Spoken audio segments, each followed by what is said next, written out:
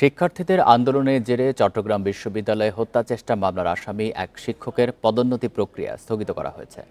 এ বিষয়ে পরবর্তীতে সিন্ডিকেট সভায় সিদ্ধান্ত নেওয়া হবে বলে জানিয়েছে বিশ্ববিদ্যালয় কর্তৃপক্ষ। বান্ডেল থাকলে প্রতি সেনমানিতে টাকা বাঁচবে। বিকাশ সেনমানি বান্ডেল কিনে জিতুন প্রতি লেনদেনে। এর আগে দুপুরে সংস্কৃত বিভাগের সহকারী অধ্যাপক কুশল বরণ চক্রবর্তীর পদোন্নতিতে বোর্ড বসানোর প্রতিবাদে প্রশাসনিক ভবনে তালা দেয় শিক্ষার্থীরা। এ সময় প্রশাসনিক ভবনে আটকা পড়েন ভিসি প্রভিসি সহ বোর্ডের সদস্যরা। পরে শিক্ষার্থীদের একাংশ উপাচার্যের কক্ষে প্রবেশ করে পদোন্নতি বোর্ড বসানোয় ক্ষোভ জানান। বিশ্ববিদ্যালয়ের উপ উপাচার্য ডক্টর কামাল উদ্দিন জানান, শিক্ষার্থীদের দাবির মুখে কুশল বরণের সহযোগী অধ্যাপক পদে পদোন্নতি বোর্ড স্থগিত করা হয়েছে। সিন্ডিকেট সভায় এ বিষয়ে সিদ্ধান্ত নেওয়া হবে। গত বছরের ২৬ নভেম্বর হেফাজত ইসলামের কর্মী এনামুল হককে আদালত প্রাঙ্গণে হামলার মামলায় আসামি কুশল বরণ চক্রবর্তী।